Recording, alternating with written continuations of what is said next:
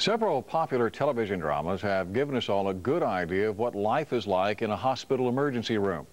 But what about the road to the hospital? The real-life stories of the folks who get injured people to the ER can be just as dramatic as anything on television.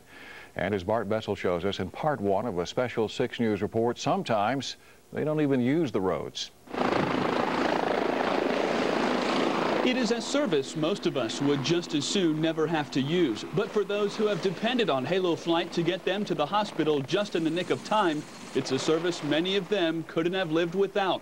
The biggest advantage Halo Flight provides is speed. It takes us 20 minutes, 25 minutes max to get to Falfurrias in the air, straight line. In the business of saving lives, every minute is so crucial that paramedics often use the term the golden hour. That's from the time that the accident occurs or the person's injured to the time that they're in the operating room. 6 News recently got a chance to work the overnight shift with Halo to see how they work, where they sleep, even what they wear. The first call came in around 3:15 a.m. Halo Flight, this is Stephanie. The call didn't specify who exactly the victim was or what exactly their condition was. All we knew was there was a serious rollover accident along I-37 just north of Edroy, and we had to get there fast. In a matter of seconds, Hank the pilot is already heading out to warm up the helicopter. And while Wayne is suiting up, Rhonda grabs the onboard supplies. Stephanie, meanwhile, calculates their flight time. Within minutes, everything and everyone is loaded up, and the crew takes off from the Corpus Christi International Airport, heading straight for the site of the accident.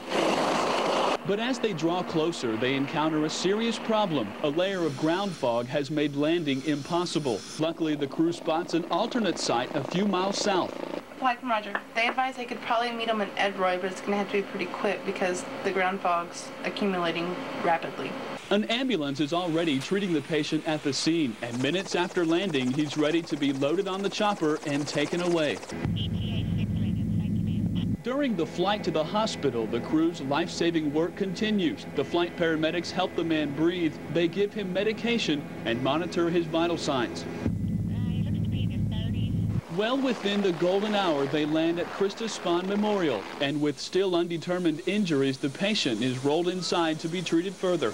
No one is certain yet whether the patient will survive, but that's a possibility every crew learns to accept. First thing that you have to learn in EMS or any time that you get in the medical field and medical profession, that people are going to die and there's nothing you can do about it. But despite the uncertainty, they arrive home with an air of satisfaction, knowing this mission was a success because they gave someone a chance. We gave him every opportunity, that's for certain. Bart Bessel, KRIS 6 News. Halo Flight, of course, is a nonprofit organization and relies on private donations for much of its funding. Tomorrow night, Bart will introduce you to a man who's alive today thanks to the folks with Halo Flight.